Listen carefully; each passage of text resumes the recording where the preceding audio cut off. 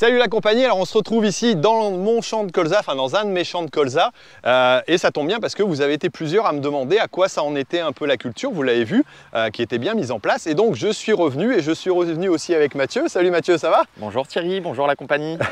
Donc on va regarder un petit peu à quoi en sont les colzas, nos deux essais qui avaient été faits ici, j'allais dire en pur et à côté avec des plants de compagne, mais pas tout à fait pur étant donné que on a de la Lycia qui est tout simplement une variété qui va fleurir un peu plus tôt. On voit l'exemple ici, et qui sert à quoi exactement?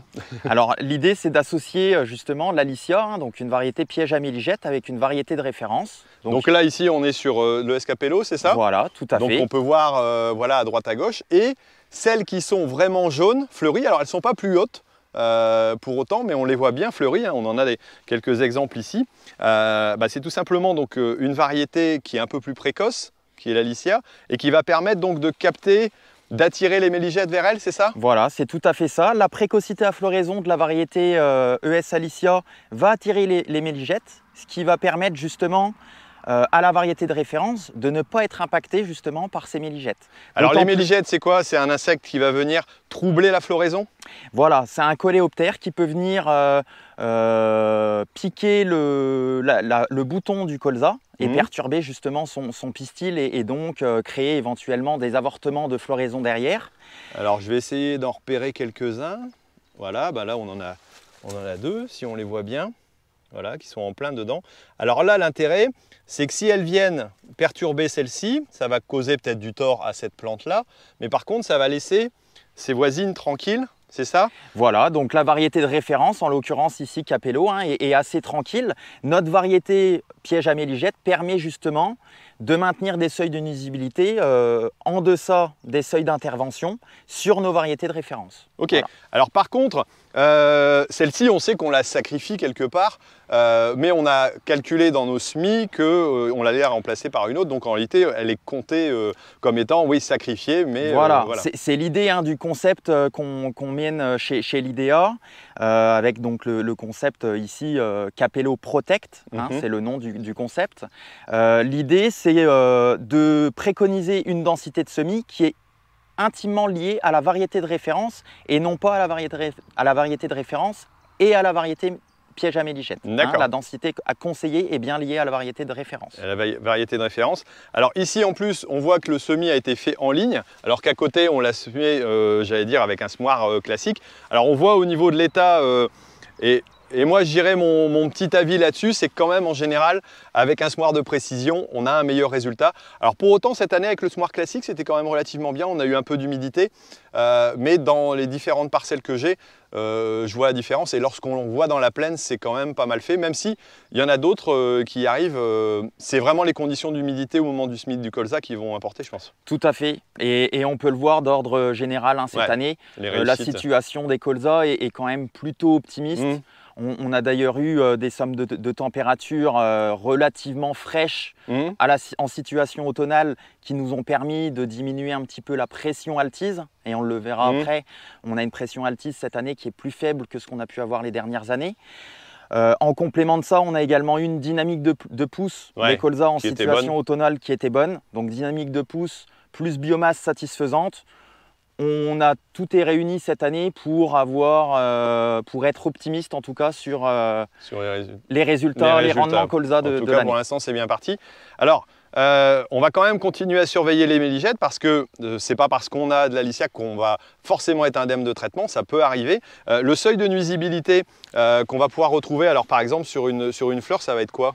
Alors, le seuil de nuisibilité au niveau des méligettes, il s'établit selon deux critères principaux, donc le stade du colza, bien entendu, et aussi la dynamique de pousse des colzas. Donc sur des colzas vigoureux au stade bouton séparé, on va avoir un seuil de nuisibilité qui va être compris entre 6 et 9 méligettes. Donc en deçà, pas de nécessité d'intervenir. Ça c'est par bouquet, par plante? Oui, par plante. Par plante. 6 à 9 méligettes par plante. Voilà. Et donc la Lycia, dans ce cadre-là, il a pour but justement d'éviter un éventuel traitement en cas de pression faible ou moyenne. D'accord. En aucun cas, notre discours est de dire que la Lycia évitera tout traitement dans des cas d'infestation forte. un traitement sera certainement à envisager, mais sur des situations classiques, Alicia, on le voit ici, hein, peut amener… D'accord, donc si j'en ai 6 à 9 ici, par contre, si là je suis infesté, peu importe, enfin si j'en ai moins de 6 à 9 dans mes plantes, celle-ci, qu'elle soit infestée, c'est pas le problème. C'est pas le problème. C'est même l'objectif que j'ai quelque part. Voilà, l'idée, hein, c'est que la méligette, une fois que le colza est à floraison, la méligette devient pollinisatrice en plus de ça. Voilà. D'accord, donc après, il n'y a plus de souci, quoi. Ok, on va peut-être aller passer dans l'autre partie parce qu'on avait fait aussi des petits tests pour voir un peu l'état justement de la parcelle avant l'hiver. Allez, c'est parti. Alors avant d'arriver dans l'autre partie, je vous montre un petit peu. Là, j'ai eu des problèmes tout simplement avec des repousses de céréales donc dues à la moisson de la moissonneuse batteuse qui a laissé tout simplement du blé et qui fait que j'ai des espaces où c'est tout simplement un peu plus creux. Alors pour autant, on a décidé bien sûr de garder la parcelle, sinon on ne serait pas dedans. Voilà, mais on voit que c'est un peu plus creux. Alors j'allais dire, on se base sur le fait que le colza va pouvoir attraper, hein, c'est une plante qui compense quand même pas mal, et donc de pouvoir le conserver. C'est pour ça qu'on voit une certaine hétérogénéité. Là, on est dans la partie voilà, qui a été semée au semoir traditionnel. Hein. Si vous n'avez pas vu la vidéo, je vous remets le lien à la fin, mais au moins vous verrez un peu à quoi ça consiste. Et ici, on avait donc des plantes compagnes, et entre autres du fenugrec, et on en a encore un petit peu, voilà, qui reste. Alors problème de l'année, c'est qu'ici dans ma région, les gelées ont été à -2, -3. On est quand même un petit peu à l'abri ici dans ce coin-ci. Dans une autre parcelle, j'ai pas eu ce souci-là. Et donc tout simplement, j'ai dû faire une intervention quand même pour pouvoir les enlever. Alors les plantes compagnes, elles m'ont permis quand même, j'allais dire, de faire des leurres aussi au moment de l'automne et puis d'avoir un apport d'azote supplémentaire certainement. Voilà, c'est ça. Hein. On avait affaire ici à du fenugrec et de la vessérigée, hein, donc deux légumineuses qui vont nous permettre justement de capter un petit peu de l'azote et de le restituer rapidement pour un retour et une reprise de végétation sortie d'hiver qui se fait normalement un petit peu plus précocement. Voilà. Bon, ici, d'une façon générale, et l'année le souhaite, on avait une reprise de végétation, on le voit, on est fin mars, les colzas arrivent à floraison, on a eu une reprise de végétation plutôt précoce cette année. Et là, globalement, j'avais fait un petit test, d'ailleurs sur une autre vidéo, où on pouvait voir à la sortie floraison, j'avais mesuré, j'allais dire, la quantité d'azote qui avait déjà été absorbée, on arrivait à entre 80 et 100 unités, ce qui est pas mal, je pense. Très bien. Voilà, ce qui permet de limiter. Et cette année, limiter la quantité d'azote qu'on va apporter, eh ben, j'en suis pas mécontent, j'avoue. Voilà. Bon, allez, on revient un petit peu ici. Là, on voit, voilà, ça n'a pas été semé en ligne, hein, c'est pas la même façon. Par contre, on a quand même une belle régularité. Alors ici, on a de l'Alicia aussi. Tout à fait. Donc on a gardé un peu la même chose, les mêmes effets. Alors on voit aussi qu'il y a toujours des petits méligettes qui se baladent. Et ici on avait fait aussi, tu avais fait un prélèvement qu'on appelle, j'arrive jamais à retrouver le nom. Alors c'est le test Berlez, les fameux tests Berlez qui nous permettent justement d'évaluer la pression larve d'altise qu'on peut avoir entrée hiver, mais également sortie d'hiver.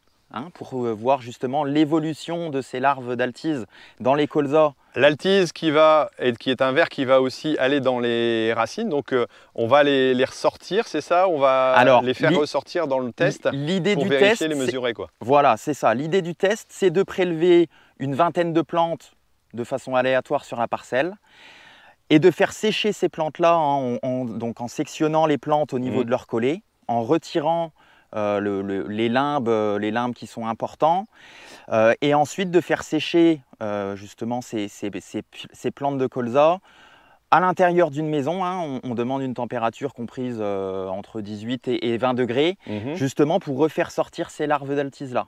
Ces larves on les mesure. Voilà, donc elles vont être comptabilisées et réceptionnées dans un récipient qui contiendra de l'eau savonneuse ou de l'eau salée et on les dénombre. Ces larves-là, elles nous permettent voilà, de comptabiliser un certain nombre de larves par plante.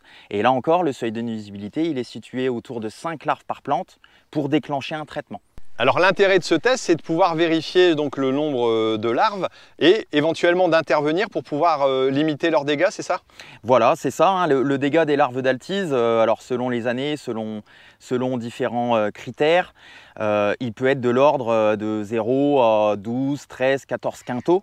Hein. D'accord, c'est pas négligeable. C'est non négligeable, effectivement. Et depuis quelques années, on avait une pression liée à ces larves d'altis qui était assez importante. C'est un petit peu moins le cas cette année, hein, c'est ce qu'on disait en préambule un petit peu tout à l'heure. Les données de cette année sont plus faibles que les données pluriannuelles. Hein. On comptabilise... ici, on était à combien à peu près? Alors ici, à l'entrée de l'hiver, on était entre 2 et 3 larves. D'accord, donc en dessous du seuil. Donc moi, je ne suis pas intervenu. De toute façon, tu m'avais dit c'est bon, il n'y a pas de souci. Voilà, très bien. Tu m'as écouté, c'est très bien, Thierry. Oui. Peu d'évolution et en tout cas peu d'évolution sur les larves en tant que telles, hein, parce qu'on peut avoir différents stades larvaires. D'accord. Et ce qui se passe, c'est que les stades larvaires vont être de plus en plus grands quand les larves se développent dans le temps, hein, donc quand il y a un non-traitement justement. Et donc là, ce qui est important de voir, c'est que sortie d'hiver, on avait justement très peu de stades larvaires évolués, très peu de L2, très peu de L3, principalement donc du L1. Pas une bonne année pour eux, on va dire. Voilà, tant mieux. Et c'est tant mieux. Et tant mieux. Ok, alors ici, en principe, les plants de campagne auraient dû geler. Hein. Ailleurs, dans d'autres secteurs, ici on a eu que du -2, -3, voilà, ailleurs ça l'aurait fait. Bon là, on peut les détruire, mais là le gain, clairement, c'est de pouvoir avoir, alors je ne sais pas si on le voit, mais on dirait qu'on a tout simplement un peu plus de fleurs dans cette partie-ci qu'à côté, même si voilà, au niveau semis, je préfère le semis en ligne quand même, mais voilà, c'est un peu l'impression que ça donne, peut-être un petit peu plus de maturité, même si on n'a pas forcément la hauteur, quoi. Ouais, c'est ça, là, une reprise de végétation sortie hiver qui va être favorisée grâce au plan de campagne. Hein, donc ici, un mélange Vess érigé, Fenugrec, c'est un mélange qui a un seuil de gélibilité très bas, hein, le plus bas du marché au niveau des plants de campagne, puisque à -4, allez, -5 degrés maximum, ce sont des plantes qui sont détruites par le gel. Donc l'idée ici, ce concept-là, c'est un concept qui s'appelle le Capello Symbio, hein, donc dans lequel on retrouve notre variété de référence, la variété ES Capello, accompagnée de S Alicia, hein, toujours, auquel on a ajouté les plants de campagne. Tout ça dans un seul et unique sac. Voilà. Voilà, pour avoir une simplicité de semis, c'est vrai que c'était relativement simple à mettre en place, il n'y a pas à se casser la tête, ça c'est quand même un gros avantage. Et aussi gagner en quantité d'azote, je pense que ça c'est vraiment l'intérêt, en plus de la couverture du sol quelque part et du leurre. Voilà, bon moi j'ai dû faire une intervention herbicide supplémentaire, mais en tout cas c'est vrai que si on peut gagner quelques unités d'azote à sortie hiver, je pense que ça sera appréciable, quoi. Tout à fait. C'est des concepts également qui sont reconduits pour cette année, hein, pour l'année prochaine, sur des variétés de référence comme Capello, mais également sur des variétés de référence comme Kaji et Memory, où on va voir également une association à base d'Alicia, hein, sur un pack donc Kaji plus Alicia, Memory plus Alicia, Capello plus Alicia, et également notre offre Capello Symbio qui va être reconduite également pour l'année prochaine. Ok. Eh ben lui, il est parti sans nous prévenir. Voilà, alors je voulais pas parler de ces bébêtes-là qui se promènent aussi dans les colzas, mais vous avez pu voir un peu les images des insectes pollinisateurs. Alors, petit rappel, faire attention lorsqu'on intervient, parce que si on a à intervenir aussi pour les problèmes de méligette, de bien utiliser les produits adaptés, voilà, qui vont, voilà, mention abeille, qui ne vont pas forcément les détruire tout simplement, parce qu'on a intérêt, on a franchement intérêt à les garder, tout simplement pour polliniser nos colzas. Un colza qui est bien pollinisé, c'est des quintaux en plus, donc faire fort attention, j'allais dire, pour nous et puis aussi pour l'environnement, quelque part, à ces insectes pollinisateurs. Donc au niveau des traitements, bien suivre les préconisations et traiter de préférence voilà, en dessous de 12 degrés. Ça, c'est ce que m'avait dit Gilles, VK aussi, qui est aussi apiculteur. En dessous de 12 degrés et le soir, plutôt le soir, comme ça le produit a le temps de faire son action et ça évite voilà, d'aller le toucher. Et quand il fait nuit, en tout cas, les abeilles sont rentrées et les insectes pollinisateurs se baladent plus. Donc voilà, le soir plutôt et plutôt de nuit pour pouvoir faire ça. Alors, je pense qu'on va se retrouver pour une dernière vidéo parce qu'on va essayer de venir ici puis voir justement l'essai.